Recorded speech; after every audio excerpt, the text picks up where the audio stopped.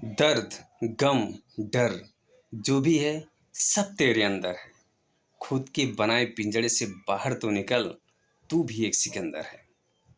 ये बात आप लोग बखूबी जानते हैं और अच्छी तरह जानते हैं। आपको लगता है कि इस जहां में मेरे जैसा डर किसी को नहीं है। आप गलत सोच रहे हैं। इस संसार में सबके अंदर ईश्वर ने सब कुछ बराबर डाला है। दया की भावना, डर की भावना, प्यार की भावना, साहस की भावना सबके अंदर है। बस नज़रिए का फर्क पड़ता है, कौन अपने आप को क्या समझता है।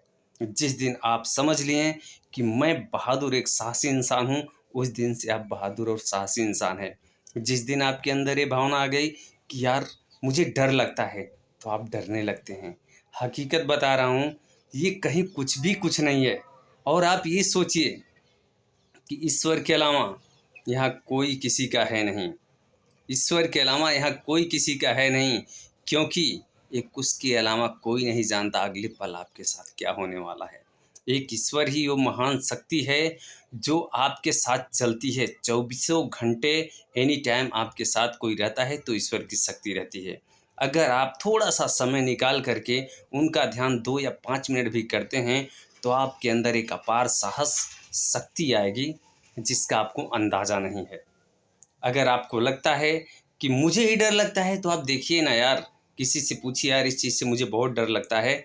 आप 100 में से 99 पाएंगे कहेंगे हाँ यार इससे सच में डर लगता है। बाय द वे कोई छिपाता भी है तो सामने आने के बाद ऑटोमेटिक उसे डर लगता है। और डर के भी क्या करोगे, ये जीवन है साहब। जिसने रचा है उसने सब कुछ सिस्टम बनाया है। आपको जब जहाँ पहुँचना है, आपके साथ जब जो होना है वो होके रहेगा। आप इस गलतफहमी में मत रहिएगा कि अगर मैं पिंजड़े में हूँ तो मैं सुरक्षित हूँ। नहीं यारा, ऐसे बहुत से एग्जाम्पल पड़े हुए हैं, बहुत से लाखों एग्जाम्पल पड़े हुए हैं।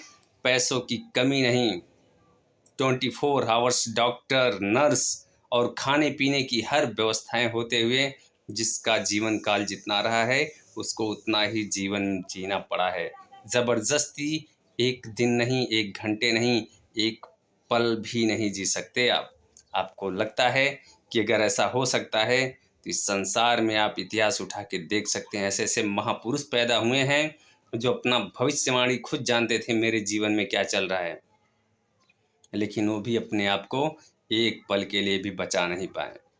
जीवन ईश्वर के हिसाब से काम करता है, आपके हिसाब से नहीं। आप तो सिर्फ करता हैं। हाँ ये है, आप ईश्वर के प्रति जितना समर्पण देते हैं निश्चित है आपका जीवन उतना सुंदर बनता है। इस बात की गारंटी है कि अगर आप ईश्वर से लगाव रखते हैं तो आपका आने वाला समय अच्छाई में बदल सकता है। लेकिन अगर आप बुरे हैं तो आप भी इसके जिम्मेदार हैं। ये जीवन आपके हिसाब से नहीं, उनके हिसाब से कैसे चलता है, इस पे एक छोटी सी कहानी दोस्तों सुनाना चाहता हूँ। एक लड़का है, ठेकेदार के यहाँ काम करने जाता है।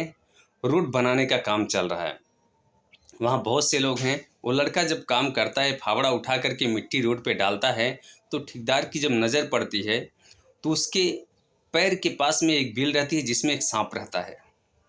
सांप बार बार उसे काटने का सोचता है। ठेकेदार ये एक बार दो बार देखा तो ठेकेदार को लगा कि इस बच्चे के ऊपर आज कोई मुसीबत है। तो ठेकेदार ने कहा, बेटा एक काम करो, आज तुम घर चले जाओ, तुम्हारा जो भी पैसा होगा शाम को मैं पूरा का पूरा दे दूंगा। लड़का बोला ठीक है। लड़का वहां से जाने लगता है। ठेकेदार खुश होता है, चलो आज इसकी जान हमने बचा ली। ईश्वर का लेखा जोखा कोई समझ नहीं सकता।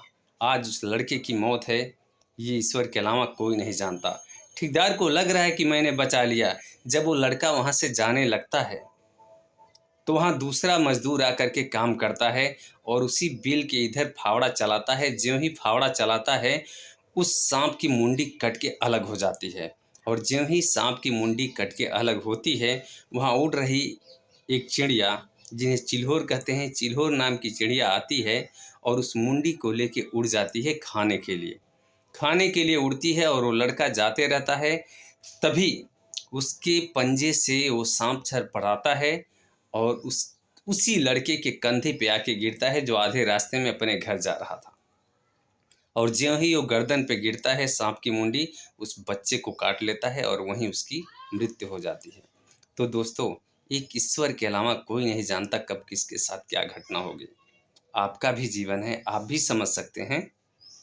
कहीं कुछ भी इस समय आपके साथ नहीं हो रहा है, आपको लगता है कि ऐसा हो रहा नहीं हो, आपके साथ नहीं हो रहा है।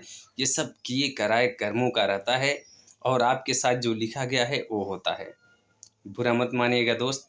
अगर कहानी अच्छी लगे तो लाइक और एक कमेंट दोस्त के लिए ज़रूर कीजिएगा। थैंक यू दोस्तों।